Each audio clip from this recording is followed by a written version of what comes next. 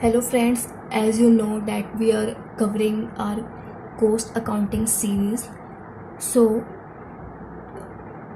अभी तक हमने है जो आई थिंक 7 पार्ट कंप्लीट कर लिए हैं कोस्ट अकाउंटिंग के.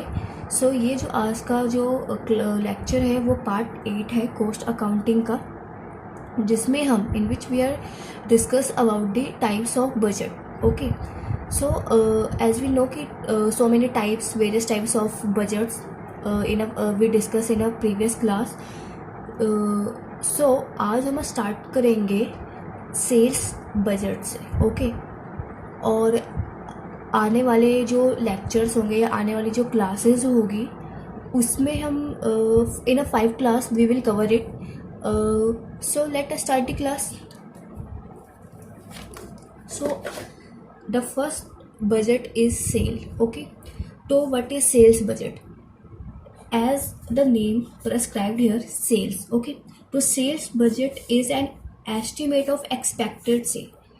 सेल्स बजट जो है क्या एस्टिमेट करता है? एक्सपेक्टेड सेल्स को एस्टिमेट करेगा ड्यूरिंग अ बजट पीरियड, जो भी बजट पीरियड हुआ है. ठीक है, मतलब बजट पीरियड के दौरान एक्सपेक्टेड सेल को एस्टिमेट करता है कौन? Sales budget. सेल्स से रिगार्डिंग जो भी बजट बनाए जाएंगे वो हम सेल्स बजट में बनाते हैं. इन ब्रीफ अगर हम कहें तो sales budget lay down potential sales figure in value as well as in quantity.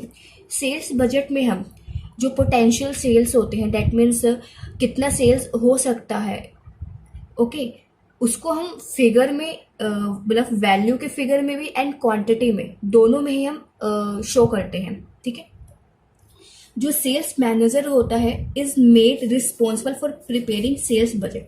तो सेल्स बजट को प्रिपेयर करने के लिए कौन रिस्पॉन्सिबल होता है? वो होता है सेल्स मैनेजर. ओके, क्योंकि सेल्स बजट है तो sales manager is responsible for preparing sales budget.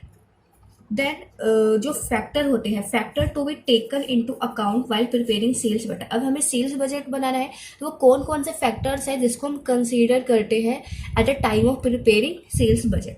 जो फर्स्ट फैक्टर आता है that is past sales figure. Okay, यानी जो प्रीवियस सेल्स हुए हैं उनकी फिगर्स को चेकआउट करते हैं. उसके बेसिस पे हम है जो प्रेजेंट में होने वाले सेल्स के बारे में एस्टिमेशन करते हैं. ठीक है, then assessment and report by the salesman. जो भी सेल्समैन ने हम जो रिपोर्ट है जो प्रिपेयर किया है उसकी असेसमेंट की जाती है. Then availability of raw materials. Raw materials की अवेलेबिलिटी भी कंसीडर किया जाता है at the time of preparing sales budget. Okay, then जो आता है सीजनल फ्लक्चुएशन, क्योंकि सीजनल फ्लक्चुएशन काफ़ी है जो फ्लक्चुएट करते हैं सेल्स को. समर्स के टाइम पे समर्स के आइटम्स की सेल ज़्यादा होती है. सिमिलरली विंटर के टाइम पे है जो वुलन क्लोथ्स को ज़्यादा प्रेफर किया जाता है.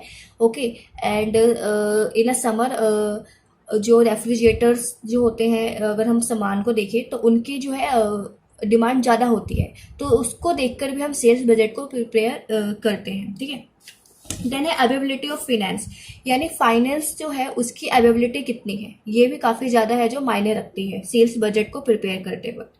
Then sales budget is a starting point on which other budgets are also based. Sales budget सबसे पहला बजट होता है. ओके, सबसे स्टार्टिंग पॉइंट है किसी भी बजट को बनाने के लिए. ठीक है, इसी के बेस पे हम दूसरे बजट्स को प्रिपेयर करते हैं. ठीक है, और जो प्रोडक्शन बजट होता है वो मोस्टली जो है सेल्स बजट के ऊपर ही डिपेंड करता है, यानी सेल्स बजट काफ़ी इंपॉर्टेंट है. ओके, अब हम सेकेंड बजट की तरफ मूव ऑन कर रहे हैं, that is production budget. Okay, so production budget क्या होता है? प्रोडक्शन बजट क्योंकि नाम से ये भी सजेस्ट कर रहा है प्रोडक्शन से रिलेटिव होगा. ठीक है, प्रोडक्ट के प्रोडक्शन से relative. Production budget is prepare in relation to the sales budget. Okay, जैसा कि मैंने आपको पहले बताया, जो सेल्स बजट होता है सेल्स बजट के ऊपर ही सारे अदर बजट जो है वो बेस्ड होते हैं. ठीक है, तो प्रोडक्शन बजट उनमें से एक है जो सेल्स बजट के को रिलेट करता है. यानी आपको प्रोडक्शन बजट बनाने के लिए सेल्स बजट का बनाना जरूरी है. It is prepare for the number of units to be produce. ये किस तरीके से प्रिपेयर किया जाता है? जैसे हमने सेल्स बजट में जो वैल्यू ऑफ फिगर्स को और क्वांटिटी को शो करते हैं, उसी तरह it is prepare for the number of units to be produce. हम नंबर ऑफ यूनिट्स, जो आइटम्स है, जो प्रोडक्ट है, उसको है जो प्रोड्यूस किया जाना है, उसको प्रिपेयर करते हैं। And also for the cost to be incurred, और साथ ही साथ हम कॉस्ट को भी कंसीडर करते हैं eight the time of preparing production budget. Okay, अब कॉस्ट में कौन कौन सा रहता है? मटेरियल्स हो जाता है, लेबर्स हो जाता है, फैक्ट्री ओवरहेड्स हो जाते हैं। जैसे हमने पढ़ा था ना element of cost. Element of cost 3 types के होते हैं, that is material, labour, expenses. Okay, then हमने उसको भी है जो डायरेक्ट और इनडायरेक्ट में डिस्क्राइब कर दिया था, क्लासीफाई कर दिया था। Direct material, direct labour, direct expenses and indirect material, indirect labour, indirect expenses. तो जो भी इनडायरेक्ट वाला पोर्शन था दैट इज ओवरहेड। ओके, तो यहाँ पे हम उसी चीज को डिस्क्राइब कर रहे हैं।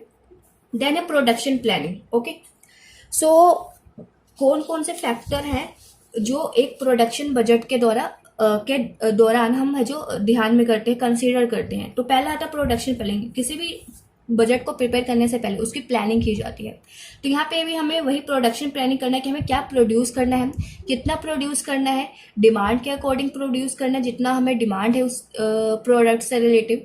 ओके, सिमिलरली प्रोडक्शन प्लानिंग में और सभी चीज़ें भी याद रखी जाती है कि हम कॉस्ट को मिनिमाइज करके ज़्यादा प्रोडक्शन कर पाए। ओके, तो कंसिडरेशन ऑफ प्लांट कैपेसिटी, साथ ही साथ हम प्लांट की कैपेसिटी को भी कंसिडर करते हैं कि क्या उस प्लांट की कैपेसिटी उतनी है कि हम अपना जितना प्रोडक्शन है जो करना चाहते हैं। Then stock quantity to be held, साथ ही साथ हम स्टॉक की क्वांटिटी को भी ध्यान में रखते हैं। दैट मीन्स कि हम ओवर स्टॉक ना हो जाए या फिर अंडर स्टॉक ना चले जाए। ठीक है, कंसीडरिंग सेल्स बजट, क्योंकि ये जो है प्रोडक्शन बजट वो सेल्स बजट के ऊपर बेस्ड होता है, इसलिए हम सेल्स बजट को कंसीडर करते हैं। ठीक है, तो ये हमारे फैक्टर्स थे। अभी तक हमने सेल्स बजट और प्रोडक्शन बजट को एक्सप्लेन कर लिया है।